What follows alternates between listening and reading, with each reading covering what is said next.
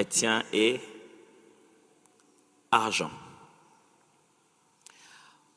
Par constat, ce constat n'est pas l'objet des statistiques de qui que ce soit. Je n'ai pas fait vérifier ça scientifiquement, mais par constat d'expérience pastorale et par les conversations que j'ai eues avec d'autres pasteurs aussi, de manière assez générale, il y a plusieurs raisons pour lesquelles les gens viennent à l'église. Même quand je lis des articles scientifiques qui essayent de parler, de constater et même quelquefois de critiquer la multiplication des églises au Congo, dans la ville de Kinshasa, on donne toujours un certain nombre de raisons qui poussent les gens à venir à l'église, même si pour eux c'est devenu même la cause pour laquelle les gens font les églises. Mais il est clair que les gens, jusqu'aujourd'hui à l'église, ils viennent pour plusieurs raisons, mais les plus fréquentes sont des raisons d'ordre social. Des raisons de prospérité matérielle et financière. Les gens viennent à l'église, ils cherchent Dieu, ils veulent avoir de l'argent, ils veulent être stables financièrement, avoir de l'opulence, avoir du matériel. Aussi, il y a des raisons, on change des termes. Oui, à l'église, on donne des termes, mais en réalité, ce qu'il y a dans la tête des gens, c'est qu'ils viennent pour avoir la chance, être sûr que tout ce qu'ils vont faire va réussir. Et puis, ils trouvent qu'à l'église, on appelle ça faveur, grâce. Ils veulent être loin de la poisse. Mais ils veulent que rien de mal ne leur arrive, rien ne détruise ce qu'ils font, que ce qu'ils sont et ce qu'ils font ne soient pas abîmés par une quelconque malédiction. C'est ça les termes qu'ils trouvent à l'église qu'on utilise. Les gens viennent aussi pour la fécondité. Ils veulent multiplier, ils veulent avoir des enfants. Les gens viennent aussi à l'église pour la réussite, simplement. Réussir dans ce qu'ils font, réussir dans leurs études, dans leurs entreprises, réussir dans leurs relations humaines, les mariages. Mais vous savez quoi? Les besoins humains, les besoins sociaux de l'homme ont toujours été depuis la nuit du temps la raison pour laquelle l'homme va vers la divinité. Avant nous, sans qu'il y ait Congo, sans qu'il y ait église des réveils, sans qu'il y ait des églises sous le tôle ou les hangars, les hommes cherchaient Dieu. Je veux dire, sans que je parle nécessairement du Dieu de la Bible, les hommes voyaient et allaient vers une quelconque force supérieure pour les mêmes raisons. Ils étaient blancs, noirs, rouges, verts, quelles que soient les couleurs de race. Les hommes de partout l'ont toujours fait comme ça. Les hommes, d'ailleurs, les temps anciens, parce qu'on cherchait tellement ces choses, toute force naturelle et toute entité spirituelle et naturelle qui donnait solution à cela, devenait un Dieu. Dieu de fécondité, Dieu de fertilité, Dieu qui donne la pluie pour que mon entreprise évolue, Dieu qui donne les enfants, Dieu du mariage. Il y avait un Dieu derrière chaque besoin de l'homme et ce n'est pas d'hier. Si le christianisme dit qu'il est en train de nous présenter le vrai Dieu, si être chrétien, c'est rencontrer le Dieu véritable, le Dieu créateur de l'univers, le maître de tout et pour tout et en tout, nous devons nous poser la question de comment le christianisme donne ses propres réponses sur ces besoins inévitables de l'être humain. Puisque l'homme, en allant vers un Dieu, quel qu'il soit, il lui posera la question de prospérité matérielle, fécondité et toutes ces choses. Toute cette liste de l'homme n'est pas mauvaise. Elle est liée au fait que l'homme vit dans un contexte social et qu'il est un être humain. La question est celle de se dire, quelle est la réponse du christianisme face aux mêmes besoins que tout le monde a dans toutes les autres, appelons ça, religions? Les mêmes raisons que je vous ai données sont les mêmes raisons pour lesquelles les gens vont chercher un féticheur. Sont les mêmes raisons pour lesquelles les autres s'attachent à d'autres formes de religion. Les mêmes raisons. La question maintenant ici, c'est comment le christianisme répond à ça? En fait, plus la question, c'est lorsqu'on devient enfant de Dieu, dans notre relation avec Dieu, est-ce que cette relation-là affecte notre relation avec l'argent, notre façon d'utiliser les finances, notre façon de comprendre la fécondité, notre façon d'adhérer à la réussite, notre compréhension de ces autres domaines? Généralement, quand on se met à étudier ces choses, on se rend compte que oui, bien sûr, on est devenu enfant de Dieu. Notre concept de la réussite a changé. On ne va pas réussir en essayant d'écraser les autres. On réussit en essayant d'accomplir le plan de Dieu pour notre vie. Pas juste en avoir plus, mais juste faire ce que Dieu attend de moi. Être capable de finir sa course en disant, tout est accompli. On trouve ça logique. Bien sûr, on croit maintenant que c'est Dieu qui nous donne la fécondité. Je ne dois pas aller à gauche, à droite. Si Dieu me rend fécond, il me rend fécond. Si je peux avoir des enfants physiquement, gloire à Dieu. S'il ne m'en donne pas physiquement, il peut m'en donner spirituellement, il peut m'en donner autrement. Je peux en adopter, je peux aider les autres à aller plus loin. Quelque chose change dans la tête. Mais lorsqu'on arrive au sujet de l'argent, il y a toujours beaucoup de parasites autour et le message ne passe pas toujours clairement. Le problème n'est pas si Dieu veut que nous puissions en avoir, c'est clair. Le problème, ce n'est pas si Dieu veut nous en donner. Si on a le droit d'utiliser, bien sûr que c'est clair. Mais dans tous ces besoins précités, manger, boire, avoir de l'argent, fécondité, réussite, le problème n'a jamais été si Dieu, oui ou non, veut qu'on puisse les avoir. Parce que c'est Dieu qui a créé ça en nous. Parce que c'est Dieu qui a mis ça en nous. Parce que c'est Dieu qui nous a créé dans les conditions où on ressent ce besoin. Le problème a toujours été: pourquoi les avoir, quand les avoir et comment les avoir. Pourquoi réussir, de quelle manière on s'y est pris et à quel moment ça doit nous arriver. Pourquoi avoir des enfants, de quelle manière on s'y prend et à quel moment de la vie ça doit nous arriver. Pourquoi avoir de l'argent, de quelle manière l'avoir et à quel moment de la vie cela va-t-il nous arriver. C'est généralement comme ça que le christianisme présente son sujet. Mais pourquoi pendant ces temps, je devrais essayer de mélanger ces deux mots? Pourquoi je veux prendre un risque comme celui-là? Ça fait bien, tout le monde vient à l'église, on est vu comme une église sérieuse. Pourquoi je prends les risques de mélanger deux mots qui, lorsque vous les mélangez, donnent comme résultat église moins sérieuse, pasteur mal intentionné? Ce n'est pas moi qui les mélange, c'est Jésus qui les mélange, la Bible les mélange. Et il serait mieux qu'on sache comment la Bible mélange cela. Sinon, on va se faire arnaquer inutilement. Pour quelle raison je vais donner cet enseignement? Premièrement, c'est pour clarifier les relations qu'un chrétien doit avoir avec l'argent. Il faut que ça devienne un peu clair. Parce que qu'on se le dise, même quand on ne veut pas qu'on parle de l'argent, on ne veut pas qu'on explique notre relation avec ça. Je ne parle pas ici d'abord de donner des choses à l'église. Ce n'est pas de ça que j'essaie de parler. Je suis en train de vous dire ce qu'il y a dans le cœur de Dieu par rapport aux ressources qu'il nous donne. Même quand on ne veut pas toucher le sujet, c'est rempli dans nos sujets de prière. Quand on ferme les yeux, on dit, on va prier tous le jeudi, on passe 2 heures de prière et c'est plein de ça. On ne veut pas en entendre parler, mais on veut bien en parler à Dieu. Pourquoi ne pas savoir qu'est-ce qu'il pense pour que lorsqu'on converse sur ce sujet, je sois sûr de ce qu'on est en train de dire ensemble. Clarifier les relations qu'un chrétien doit avoir avec l'argent. Deuxièmement, encourager chacun à craindre Dieu avec ses finances. Encourager chacun de nous à craindre Dieu avec ses finances. Mes frères, j'aimerais vraiment que pendant toute cette série, vous voyez mon cœur et vous voyez le cœur de la parole de Dieu. Je ne vous prêche pas comment un système bien mécanisé pour vous sortir de l'argent de poche. Non, ça s'appelle du marketing, ça se passe ailleurs. Ce que je suis en train de vous prêcher, c'est le cœur de Dieu qui est mal à l'aise. Le cœur de Dieu souffre sur la manière dont nous gérons les ressources qu'il nous a données.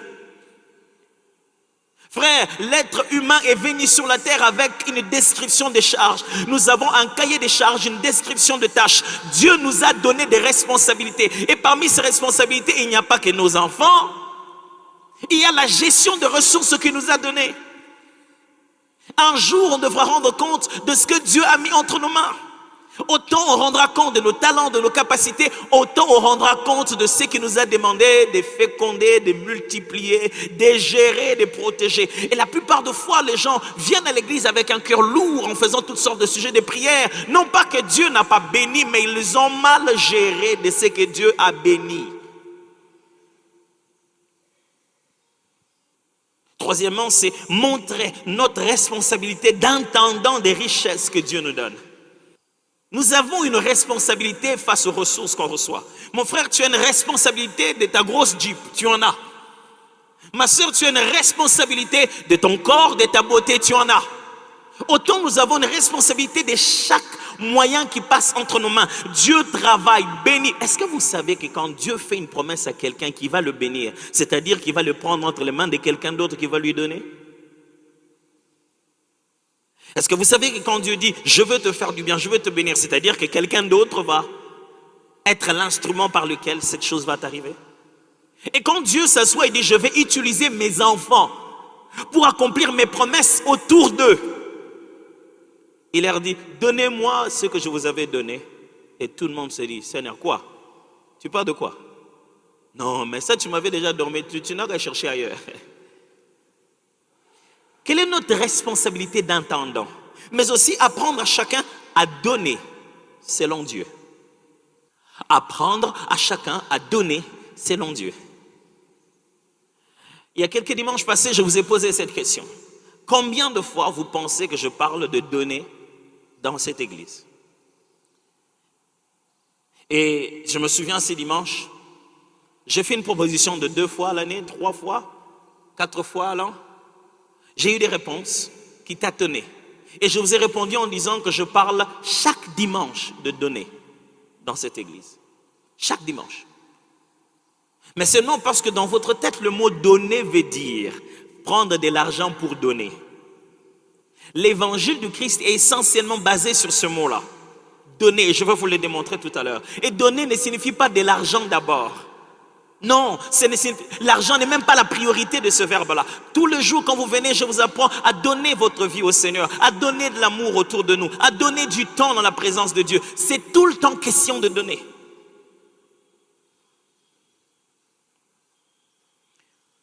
Je vais prendre 2 textes ce matin pour expliquer ce qu'il y a dans mon cœur. 1 Timothée chapitre 6, les versets 6 à 10. Et je prendrai aussi les versets 17 à 19. 1 Timothée 6, 6 à 10. Je vais lire. C'est en effet une grande source de gain qu'est la piété avec contentement. Car nous n'avons rien apporté dans le monde et il est évident que nous n'en pouvons rien emporter. Car je n'ai rien apporté dans le monde et il est évident que je ne pouvais rien emporter. Je ne pourrais rien emporter.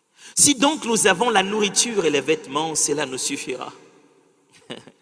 Mais ceux qui veulent s'enrichir tombent dans la tentation, dans le piège et dans beaucoup de désirs insensés, pernicieux, qui plongent les hommes dans la ruine et la perdition. Ouf, c'est la Bible. Car l'amour de l'argent est une racine de tous les maux. Et quelques-uns, en étant possédés, se sont égarés loin de la foi et se sont jetés eux-mêmes dans bien des tourments. Chapitre 6 toujours, versets 17 à 19. Recommande aux riches du présent siècle de ne pas être orgueilleux et de ne pas mettre leur espérance dans des richesses incertaines, mais de la mettre en Dieu, qui nous donne avec abondance toutes choses pour que nous en jouissions.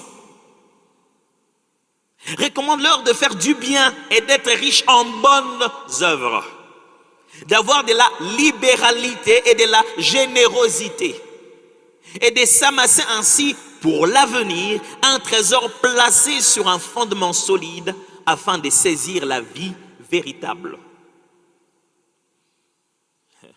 Je vais revenir sur ce texte. Mais puisque nous parlons du chrétien d'un côté et de l'argent de l'autre, permettez-moi de nous rafraîchir la mémoire sur ces 2 concepts. Premièrement, l'argent.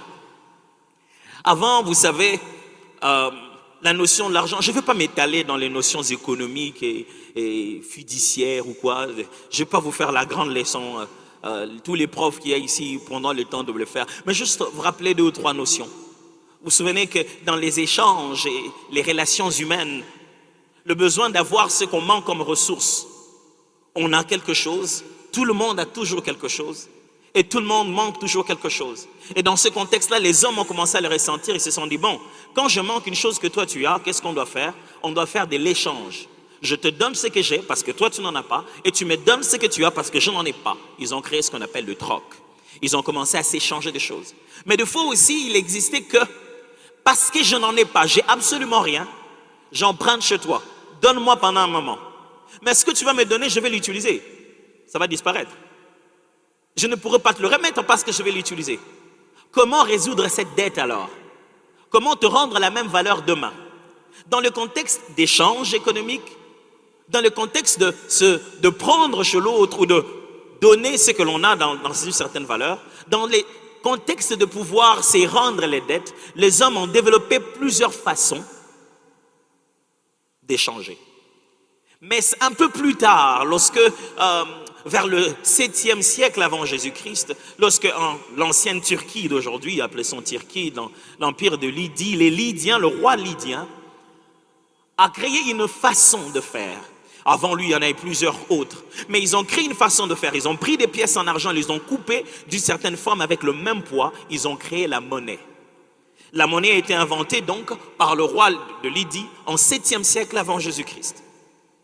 C'était fait des pièces d'argent et des pièces d'or. C'est comme ça qu'on a commencé à utiliser la monnaie.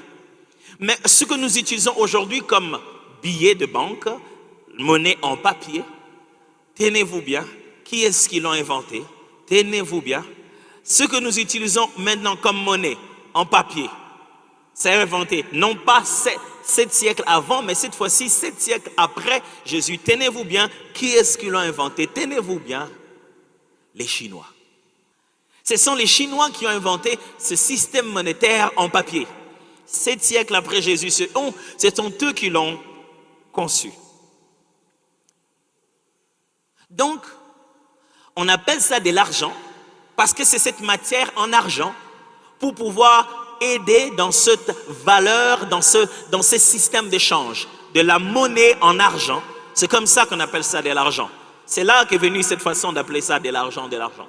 Aujourd'hui, même qu'on appelle ça de l'argent, c'est un billet de banque qui a une valeur de ce système, ancien système monétaire appelé pièces d'argent. Jusqu'aujourd'hui encore, des gens qui utilisent des pièces d'argent dans leur système monétaire. Alors, l'argent, c'est quoi? L'argent, c'est toute ressource utilisée comme un moyen d'échange acceptable. Toutes sortes de ressources qui est utilisée comme un moyen d'échange acceptable ou comme un moyen pour payer ses dettes ou comme un moyen pour régler ses dettes. Vous pouvez aller à des endroits où ils n'ont pas de billets de banque, mais ils utilisent quelque chose comme un système monétaire. Ils n'ont pas nécessairement de l'argent. L'argent, c'est l'expression de la possession d'une personne et de son pouvoir d'acquisition. C'est l'expression de ce que tu possèdes en réalité. Puisque maintenant, on ne possède plus des animaux, je répète, c'est l'expression de la possession d'une personne et son pouvoir d'acquisition. C'est-à-dire, plus qu'on ne sait plus dire, ah, j'ai 4 chèvres et je vais échanger avec toi si tu vas me donner 4 sacs d'haricots. Quand j'ai ces pièces d'argent ou quand j'ai ce système d'échange, ça signifie que j'en ai. J'ai tout ce dont j'ai besoin.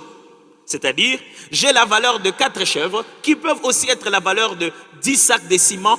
Tout, ça peut être n'importe quelle chose, mais j'en ai la valeur. Est-ce que quelqu'un est en train de me suivre aussi? Je sais qu'on ne parle pas de l'argent à l'école. On ne nous explique même pas l'argent. Certains sont allés même en économie en se disant, si je vais en économie, je vais trouver l'argent. Ils ne réussissent même pas à économiser jusqu'à aujourd'hui. Je sais que la culture de l'argent est presque tabou. Mais croyez-moi, je le fais avec le même cœur par lequel je vous enseigne en esprit, en vérité, comment adorer Dieu. Donc, celui qui a l'argent a le pouvoir de se procurer toute chose tout ce qu'il veut échanger à cette valeur-là. Donc, il n'a plus besoin d'avoir 4 poulets pour avoir 4 sacs de ciment. Non. Quand il a cette chose-là, il peut avoir le poulet s'il le veut, il peut avoir les ciments s'il le veut, il peut avoir n'importe qui. Ça détermine sa possession. Cette chose-là montre la valeur de ce qu'il a dans la société. Quand il passe dans une boutique, il sait qu'il ne peut pas aller dans tel rayon parce que tel rayon, c'est cher. En réalité, on se dit, ce que j'ai dans ma poche a une telle valeur. Et cette valeur-là devient même une valeur sociale. Dans les différentes rayons qu'il y a, quand c'est plus cher, c'est que cette personne a dans sa poche plus de valeur.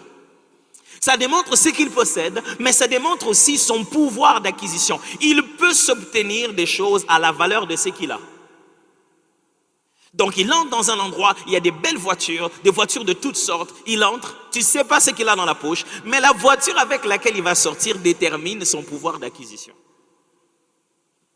Il entrait tout grand, tout beau, très bien, géant, fort, beau. Mais il sort dans un catch où il est mal inconfortable. Ça n'a rien à voir avec sa taille, ça a à voir avec sa poche. C'est son pouvoir d'acquisition. Ça ne s'écrit pas sur le visage. Il peut être laid, bizarre, il ne sait pas s'habiller, il ne sait pas associer les couleurs, mais il entre là-bas, il sort avec une grosse voiture. C'est son pouvoir d'acquisition. Et ça ne se montre pas toujours par comment nous nous habillons et comment nous sommes. C'est ça l'argent. Retenons-le. Mais le chrétien, c'est qui? Je ne vais pas vraiment me mettre à définir le chrétien pendant longtemps. Nous sommes censés être chrétiens.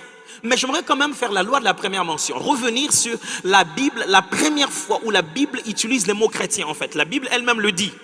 Lisons ce texte-là, c'est dans Actes des Apôtres, au chapitre 11, à partir de verset 19. J'aimerais que vous suiviez la lecture parce que ça place le contexte. Actes chapitre 11, verset 19 à 26. Ceux qui avaient été dispersés par la persécution survenue à l'occasion d'Étienne allèrent jusqu'en Phénicie, dans l'île de Chypre et à Antioche, annonçant la parole seulement aux Juifs. Il y eut cependant parmi eux quelques hommes de Chypre et de Cyrène qui, étant venus à Antioche, s'adressèrent aussi aux Grecs et leur annoncèrent la bonne nouvelle du Seigneur Jésus-Christ. La main du Seigneur était avec eux. Un grand nombre de personnes crurent et se convertirent au Seigneur. Le bruit en parvint aux oreilles des membres de l'église de Jérusalem et ils envoyèrent Barnabas jusqu'à Antioche. Lorsqu'il fut arrivé, il eut vu la grâce de Dieu, il s'en réjouit. Il les exhorta tous à rester d'un cœur ferme, attachés au Seigneur. Car c'était un homme de bien, plein d'Esprit Saint et de foi. Et une foule assez nombreuse se joignit au Seigneur. Barnabas se rendit ensuite à Tarse pour chercher Saul. Et l'ayant trouvé, il l'amena à Antioche. Pendant toute une année, ils se réunirent aux assemblées de l'église. Et ils enseignèrent beaucoup de personnes. Ce fut à Antioche que, pour la première fois, les disciples furent appelés chrétiens. Ce n'est pas un nom que les pasteurs ont inventé avec le temps. Vous avez vu ça, c'est dans la Bible. Lorsqu'on regarde ce contexte, pour la première fois, à Antioche, les gens, voyant les disciples de Jésus, ont commencé à leur donner le nom de chrétien. Il en sort quelques éléments importants pour décrire un chrétien. Premièrement, un chrétien, c'est celui qui a cru à la bonne nouvelle et s'est converti. Il a cru à la bonne nouvelle, il est converti. C'est ça un chrétien. Quand je vais parler le chrétien et l'argent, je vais parler de quelqu'un qui a cru à la bonne nouvelle, à l'entièreté de la parole de Dieu, à la décision d'abandonner les péchés et qui s'est converti. Deux, un chrétien, c'est celui qui se réunit dans les assemblées en tant que membre. Quand je vais parler du chrétien et de l'argent, je vais parler des gens qui, parce qu'ils sont convertis, vont à l'église, se rassembler avec les autres et se considèrent membres de cet endroit. Frère, il n'y a pas de christianisme individuel sur Bluetooth. Vous voyez que la première fois que le mot chrétien apparaît dans la Bible, il apparaît au pluriel. C'est un concept collectif. Il ne faut pas juste être le chrétien, il faut être les chrétiens. L'église de Jésus, ce n'est pas toi, c'est nous ensemble. Un chrétien, c'est celui qui s'est réuni dans les assemblées. Un chrétien, c'est celui qui enseigne la parole et à qui l'on enseigne la parole. Regardez ça dans les textes tout à l'heure, vous avez vu. Celui qu'on appelle chrétien, c'est celui à qui on enseigne la parole et qui enseigne la parole. Frère, être chrétien, c'est recevoir les Écritures et partager la parole aux autres. Quatrièmement, chrétien, c'est celui qui est disciple de Jésus-Christ. On a dit, c'est la première fois qu'on a appelé les disciples de Jésus-Christ chrétiens. Chrétien, ce n'est pas celui qui fréquente un temple dans une église, c'est celui qui a cru à la parole, qui s'est converti, qui est devenu disciple de Jésus, qui s'est réuni dans les assemblées avec les autres, qui enseigne la parole et à qui l'on enseigne aussi pour grandir. C'est ça, un chrétien. J'aimerais quand même vous dire cette petite chose. La valeur du christianisme n'est pas dans ce qu'on amasse, mais dans ce qu'on donne, sacrifie et offre. Ça va devenir intéressant. La véritable valeur du message du christianisme, souvenez-vous, ça s'appelle christianisme à cause du fait qu'il ressemblait à Jésus-Christ. La continuité du message, le sens du message de Jésus, être chrétien ne se manifeste pas par rapport à ce que l'on amasse, ce que l'on obtient, combien on en a. Être chrétien, ce n'est pas faire la prière de Seigneur, l'or et l'argent t'appartient, comment moi je peux être comme ça? On ne te reconnaît pas chrétien à cause de combien tu as. Le christianisme est basé sur la reconnaissance de combien tu donnes, combien tu te sacrifies, combien tu offres. Je ne l'invente pas, mes frères. Je ne les mets pas sur pied pour vous préparer à donner des offrandes. Non, pas du tout. Christ, c'est ça, Jésus. Il est venu sur la terre vivre 33 ans. Il s'est préparé à une seule chose. De tout le temps, il était là. Il disait, le Fils de l'homme n'a ni même une tanière où dormir, aucun endroit. Mais c'est lui qui donne la guérison, qui donne la paix, qui donne les paroles de consolation jusqu'à donner sa vie. Ok, vous ne me croirez pas si on ne lit pas. En Jean chapitre 3, versets 14 à 19, je vais lire d'abord la version seconde. Nous savons que nous sommes passés de la mort à la vie. Et vous savez qu'aucun meurtrier n'a la vie éternelle demeurant en lui. Nous avons connu l'amour en ce qu'il a donné sa vie pour nous. Nous aussi, demandons-lui de donner sa vie pour les autres. Nous aussi, prions-le qu'il s'occupe des autres lui-même. Nous aussi, à force d'intercéder, Dieu fera ce qu'il doit faire sans nous.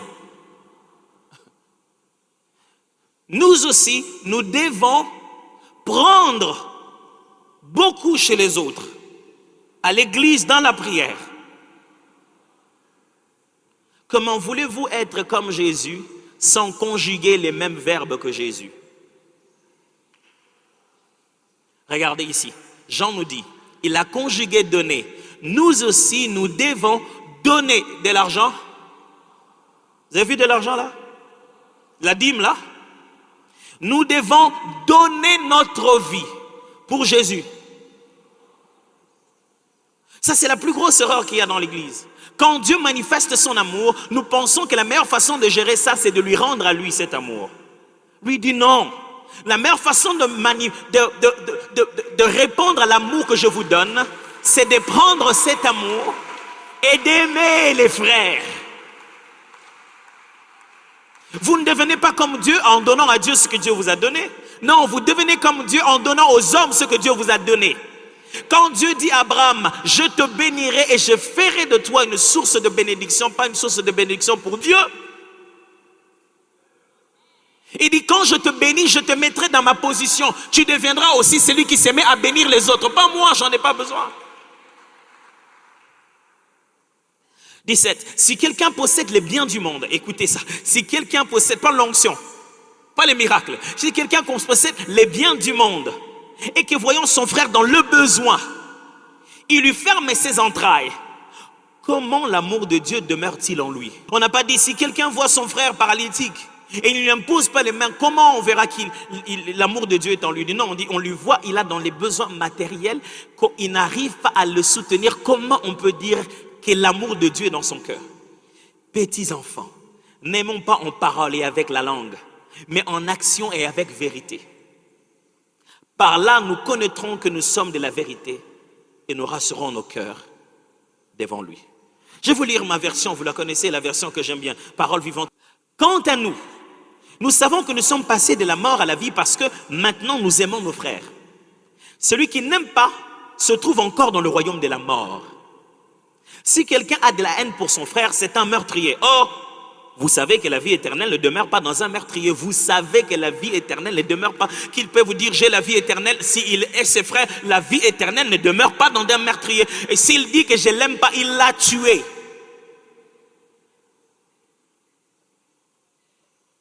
Même s'il change de terme à quoi t'as raté, simbarate. Non, c'est quand tu hais quelqu'un, tu l'as tué. Nous avons appris à connaître ce qu'est le véritable amour par celui qui a offert sa vie pour nous. C'est pourquoi nous devons, j'aime bien ça, nous devons nous aussi engager notre vie pour le bien de nos frères. Si un homme riche voit son frère dans le besoin et lui ferme son cœur, comment peut-on dire que l'amour de Dieu est présent en lui?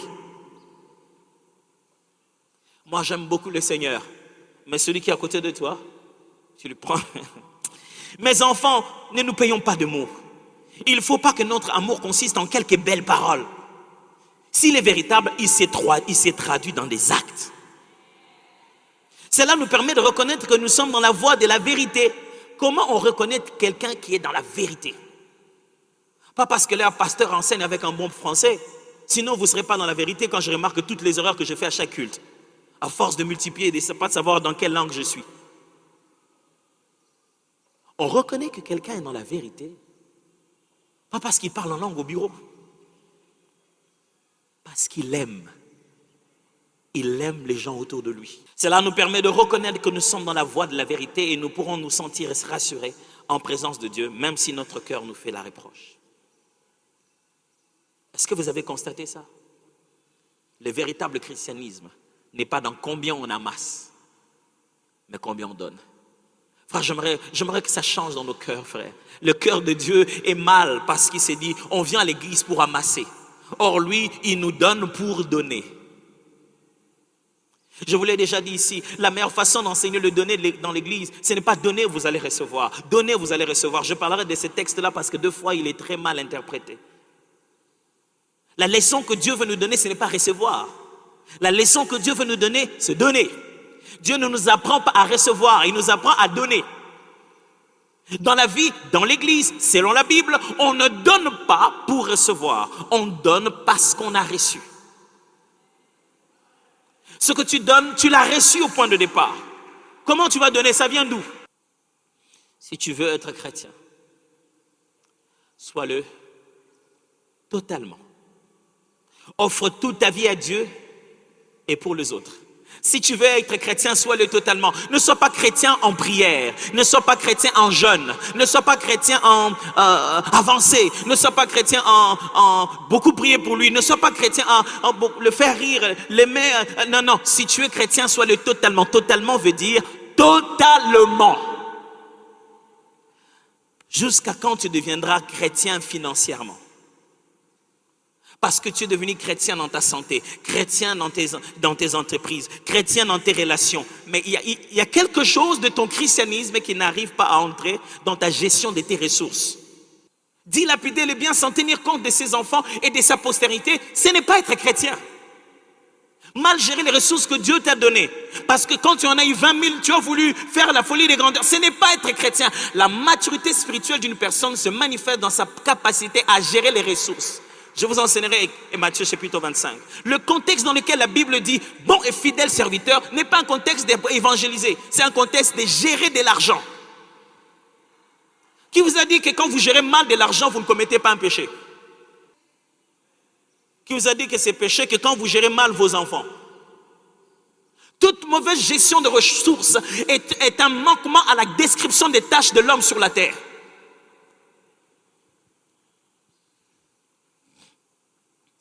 Mais pourquoi on doit étudier tout ce que je vous enseigne? Pourquoi il faut étudier ce sujet? Juste pour 2 raisons, simplement. La première raison, parce que les limites sont subtiles. C'est-à-dire que la limite entre chrétien et argent, c'est tellement... Si on n'enseigne pas avec équilibre, c'est comme si on veut dire que le christianisme est une question d'argent. Non. Et si on n'enseigne pas avec équilibre, c'est comme si on veut dire chrétien est contre argent. Non. Les limites sont tellement subtiles que si on n'enseigne pas clairement, on serait en train d'enseigner aux gens, donnez-nous de l'argent, remplissez nos poches. Si on n'enseigne pas très bien, on serait en train de manipuler les données des autres pour qu'ils deviennent notre recevoir. Les limites sont tellement subtiles parce que si on n'enseigne pas très bien, au lieu de causer dans les gens, l'amour de Dieu est donné, on mettra en eux l'amour de l'argent et besoin de recevoir. C'est d'ailleurs ça la deuxième raison pour laquelle j'enseigne. Pourquoi j'enseigne ça? Parce que les principes mal enseignés ont amené l'effet contraire. Les principes mal enseignés ont amené l'effet contraire. Quand on a mal enseigné ces principes, au lieu de donner dans le cœur de Dieu, le peuple de Dieu, la même passion qu'il y a dans Dieu de donner, on a mis dans le cœur du peuple de Dieu la passion de amasser, recevoir, à posséder. On les a poussés dans des passions qui les détruisent. Et ils ont l'impression que Dieu n'arrive pas à résoudre ces passions. Ils veulent tellement trop. Ils veulent tellement avoir et ils viennent à l'église pour avoir et non pour donner. Celui qui monte à la montagne, il sait qu'il y a un autel qu'il va placer. Il amène son bœuf. Il ne va pas pour recevoir. Quand on a mal enseigné cela, on a mis l'effet contraire. Frère, Je prie Dieu que cette passion revienne à l'église. Cette passion où les gens venaient à l'église sans tenir compte des babouches que les autres portaient. Moi, je venais à l'église en culotte et j'avais des babouches. Et je venais, je me mettais au premier rang. Personne ne me dérangeait. Je me genouillais et je priais, je glorifiais Dieu. Que Dieu redonne encore à l'église cette passion qu'il y avait dans le réveil. Les gens venaient à l'église pour Dieu. Ils ne se regardaient pas comment ils étaient habillés. Des fois, même pas peignés. Même le prédicateur était en babouche. Et il n'y avait pas question de mettre sa photo sur Internet et de dire si son Dieu a l'or et l'argent, pourquoi lui-même n'a pas de babouche? Dieu est le créateur de toutes choses, pas le chef de l'entreprise de chaussures. Que Dieu redonne dans nos cœurs cette passion de venir à l'église pour lui donner, pour le glorifier, pour lui rendre nos louanges, pour nous donner à lui, pour sacrifier, pour partager. Mais à qui la faute? Je crois que je suis obligé d'admettre, c'est aussi la faute des pasteurs. Oh oui, la faute des pasteurs, c'est surtout la faute des pasteurs. Nous, pasteurs, avons mis dans votre tête un enseignement de prospérité qui consiste à croire qu'on vient vers Dieu pour lui tirer de l'argent. Dieu est le maître de tout, l'or et l'argent, et un véritable chrétien doit rouler carrosse, être capable d'amasser. C'est par rapport à combien tu as que ça démontre combien tu es béni. On a mis alors dans le cœur des gens le besoin de venir chercher, même quand ils amènent leurs offrandes vers le panier, ce n'est pas pour donner, c'est un système par lequel ils passent pour recevoir. Sa finalité, ce n'est pas ce qu'il donne, sa finalité, c'est ce que Dieu va lui donner parce qu'il a donné. Et on a mis ça dans vos cœurs. Seigneur, fais-nous grâce. Si l'oreille qu'on a coupée, on ne sait pas le remettre, remets-le à notre place. Je prie Dieu que vos cœurs changent complètement en face de ce qu'on appelle de l'argent. Le problème qu'il y a d'habitude, c'est lequel? C'est l'amour de l'argent. Le texte que j'ai lu avec vous dans 1 Timothée, c'est là que se trouve cette fameuse citation que nous aimons bien faire, tous. Car nous n'avons rien apporté dans le monde et il est évident que nous n'en pouvons rien emporter. Si donc nous avons la nourriture et les vêtements, cela nous suffira. Mais ceux qui veulent s'enrichir tombent dans la tentation, dans les pièges et dans beaucoup de désirs insensés et pernicieux qui plongent les hommes dans la ruine et la perdition. Je revenais sur ces textes dans le reste de la série. Car l'amour de l'argent est une racine de tous les maux. L'amour de l'argent, c'est totalement différent de l'argent. Et on ne parle pas de l'argent à l'église, mais ça développe dans les gens l'amour de l'argent. Moins on en a parlé à l'église, plus ça poussait les gens à aimer l'argent, en secret. Qu'est-ce que la Bible appelle l'amour de l'argent? Parce que c'est ça qui est dangereux. Vous entendrez tout le monde dehors dire, ah, toi tu n'aimes pas l'argent? Qui n'aime pas l'argent? Tu n'es pas obligé d'aimer l'argent. Pasteur, tu veux dire quoi? Donc si on me donne l'argent, je ne prends pas. Non, ce n'est pas de ça que je parle. Je ne parle pas de ne pas être passionné à créer des richesses. Mais souvenez-vous, la réponse du christianisme face à tous nos besoins, c'est sur pourquoi on fait ça, quand il faut faire ça et comment il faut le faire. La Bible ne te dit pas de ne pas être riche.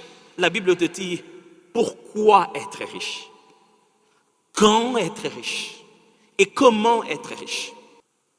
L'amour de l'argent, c'est quoi? C'est la soif du pouvoir. C'est ça qui dérange Dieu.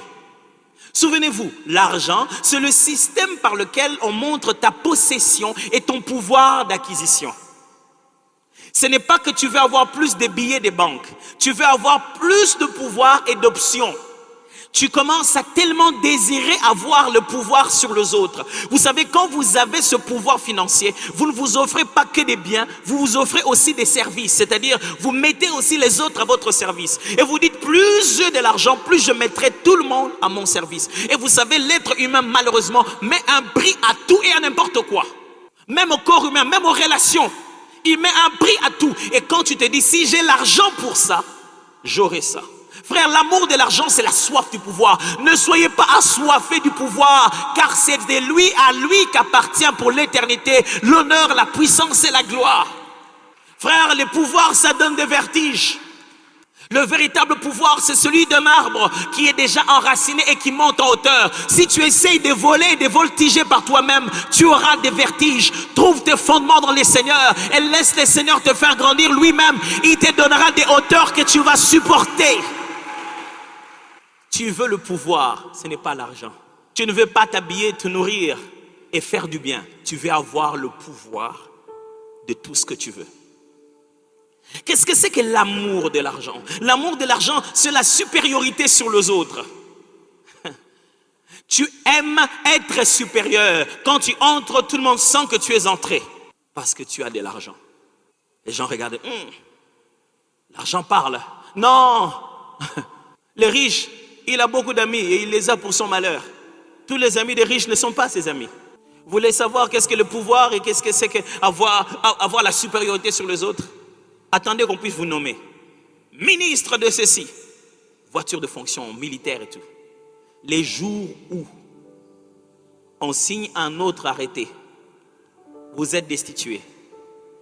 La même personne qui vous ouvrait la porte, il va ouvrir la porte à quelqu'un d'autre. Il vous ferme les bureaux, vous n'avez pas le droit d'entrer. Vous savez pourquoi? Il ne vous a jamais servi. Lui, il servait l'argent. Vous en avez plus? Il servait le pouvoir. Vous en avez plus? C'est fini. Alors, parce que les gens veulent que tout le monde leur serve, ils veulent chercher le pouvoir à tout prix. Vous êtes vraiment sûr que le diable donne aux gens de l'argent? Ils vont pour le pouvoir, les gens. Ils veulent avoir de l'autorité sur les autres. J'ai entendu des gens tenir des langages, tu te dis, au nom de quoi ils parlent comme ça à l'autre? Pourquoi Dieu ne veut pas qu'on ait l'amour de l'argent? Parce que l'amour de l'argent, c'est de l'idolâtrie. Vous savez comment on appelle ça? L'amour de l'argent. Quel est l'amour que vous avez de votre gobelet? L'amour de votre assiette, vous en avez? Vous sentez que c'est un objet, vous n'avez pas une relation à établir. Dieu dit, la relation que l'homme a avec ce pouvoir, cette monnaie d'échange, arrive comme s'il a personnifié cela. C'est devenu quelqu'un dont il a besoin. Et chaque fois que l'homme met la créature à la place du créateur, ça s'appelle de l'idolâtrie. C'est ce qui dérange Dieu dans l'amour de l'argent. On n'est pas censé aimer l'argent, établir une relation avec l'argent. On est passionné. Il y a des gens, quand tu le vois, il est triste.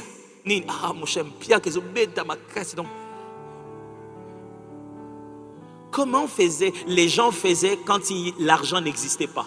Le véritable secret de la vie, mon frère, ce n'est pas avoir beaucoup d'argent. C'est se contenter de ce qu'on a. Je reviendrai sur ce texte les prochains dimanches. Je vais vous montrer la place du contentement et de la richesse. Je lis ces versets pour finir. Hébreux 13, 5 à 6. Ne vous livrez pas à l'amour de l'argent. Contentez-vous de ce que vous avez. Car Dieu lui-même a dit, je ne te délaisserai point. Ce n'est pas l'argent qui a dit ça, mes frères. Et je ne t'abandonnerai point. Ce n'est pas la banque qui a dit ça. C'est donc avec assurance que nous pouvons dire, le Seigneur est mon aide. Je ne craindrai rien. Qui peut me faire un homme? Paul est en train de dire, l'homme d'Hébreu est en train de dire, en réalité, quand le psalmiste disait, je ne craindrai rien, ce n'est pas parce qu'il avait l'argent. C'est parce qu'il avait le Seigneur. Ce n'est pas la richesse de David qui le faisait chanter. Mais c'est sa confiance en Dieu. De Timothée 3, 1 à 5, je vais juste lire une partie. Sachez que dans les derniers jours, voici les signes du temps de la fin. Les signes du temps de la fin. On va citer ici des comportements et des habitudes, une façon d'être que les gens vont avoir qui démontrent que les valeurs se sont détériorées et que Christ revient bientôt et que le monde est pourri. On fait la liste. Sachez que dans les derniers jours, il y aura des temps difficiles. Car les hommes seront égoïstes. Pas riches. Ce n'est pas la richesse. Amis de l'argent. Amis, amour de l'argent. Je vais vous laisser avec ces deux affirmations. Premièrement, il faut posséder l'argent, mais pas être possédé par lui. Il faut posséder l'argent, mais pas être possédé par lui. Mes frères, ce que j'essaie de vous dire ici, Dieu nous a créés pour que nous possédions de l'argent. Et je vous encourage. Mais il n'a pas créé pour être possédé par l'argent. Et j'expliquerai ça. 2. Notre relation avec l'argent est question de 3 choses. Et c'est sur ça que je vais élaborer les autres fois ici. Je vais revenir le dimanche prochain, on va continuer ce sujet. Notre relation avec l'argent est question de 3 choses. Attitude, altitude et habitude. Et je vais expliquer ça. Le proverbe 30, 7 à 9 dit, je te demande 2 choses, ne me le refuse pas. avant que je meure. Éloigne de moi la fausseté et la parole mensongère. Ne me donne ni pauvreté, ni richesse. Accorde-moi le pain qui m'est nécessaire. De peur que dans l'abondance, je te réunis et ne dise qui est l'Éternel. Ou que dans la pauvreté, je ne dérobe et ne m'attaque au nom de mon Dieu. Qu'est-ce que tu demandes à Dieu aujourd'hui entre toi et l'argent? J'aimerais te proposer de faire cette prière. Père, je veux posséder l'argent, mais pas être possédé par lui. Prions ensemble.